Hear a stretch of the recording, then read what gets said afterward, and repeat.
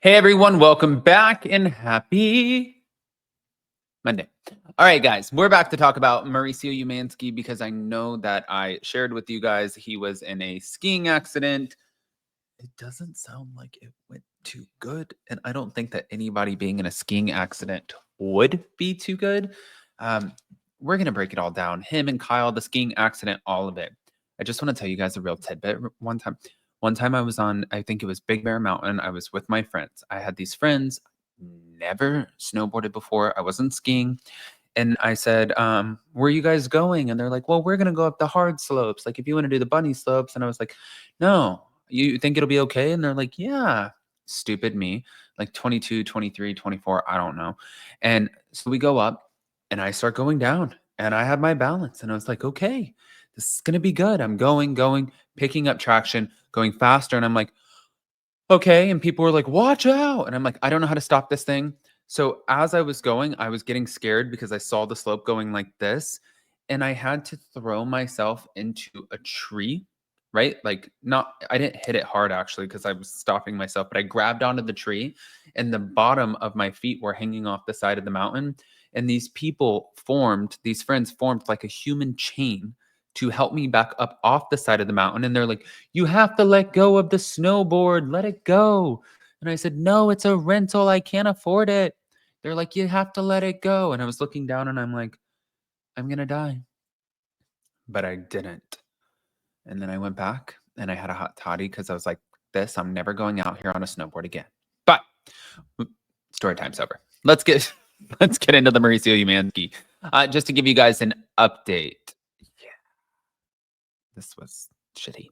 Thank you to Reality Blur, but we know that he suffered a ski accident over the weekend in Aspen, Colorado, and that left him hospitalized and he needed an emergency surgery. But he confirmed the incident with his fans and followers before offering an update on his health post-surgery. He said, I feel so blessed to be taken care of by such amazing humans and ski patrol, paramedics, Aspen Hospital. You're all the best. And he admitted that he had a broken clavicle, but then in another message from his hospital room via Bravo Snarkside on Instagram, he said with a photo of an x-ray machine, let's get the surgery done so I can heal. Play hard sometimes, you get hurt, but the care here has been incredible. So he did get the care that he needed, but once they started talking about the details of what he had to get done, I'm like, this sucks. Okay. Following the surgery, he returned to social media where he thanked his online audience for their support, and he revealed that the doctors had inserted not only a metal plate, but also 12 screws into his bone. He said, thank you to everyone who has reached out. I have felt so much love and support. I had surgery on my clavicle. It was a clean break, but required a metal plate and 12 screws. And he said, I expect a speedy recovery.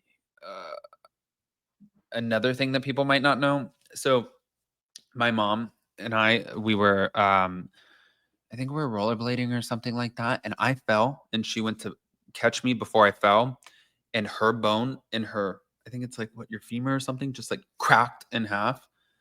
And so she had to get a plate and screws in. And now every time she goes through TSA, it goes ding, ding, ding, ding, ding, ding, ding, ding, ding. She never gets to walk through TSA without getting pulled over and checked. It's not a fun fact, but you know. Mauricio also said that if he hadn't been wearing a helmet, his injuries could have been way worse. And he feels that the helmet saved him.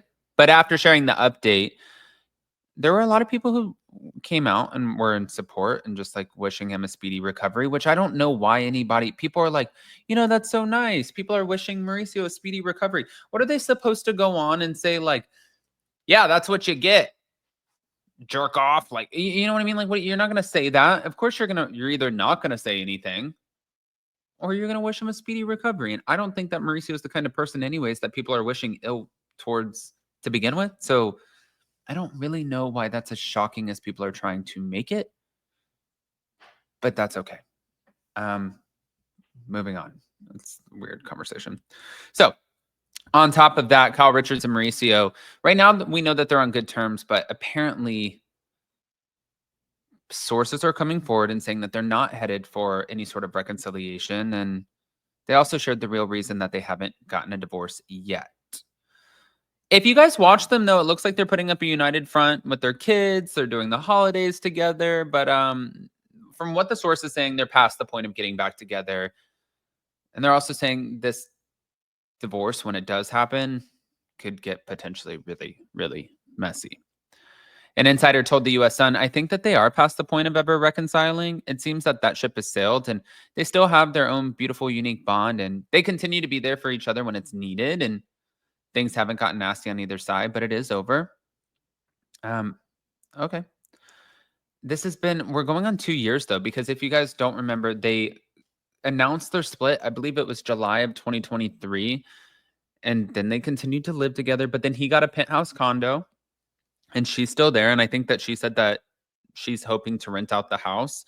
But when it comes to why neither one of them have officially filed for divorce, they said it has to do with the nightmare process of having to divide assets.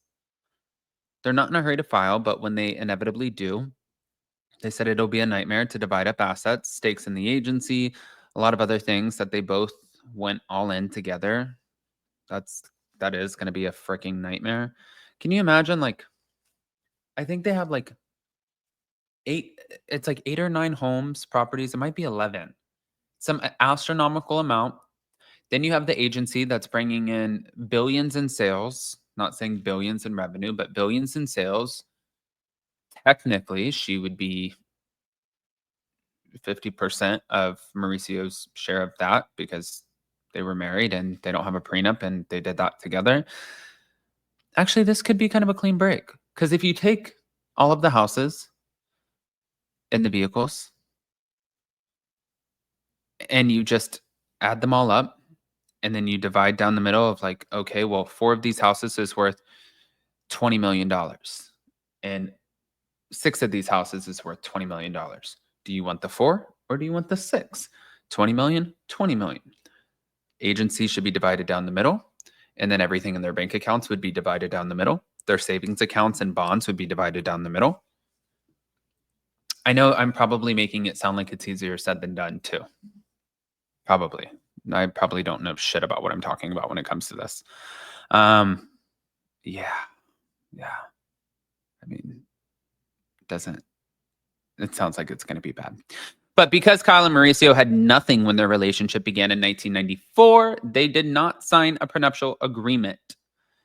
That's 1996 when they got married. And they said that that could set them up for a difficult divorce. But after all, with Kyle's Bravo paycheck and Mauricio's income from the agency, they're saying that there's an alleged net worth of about $100 million.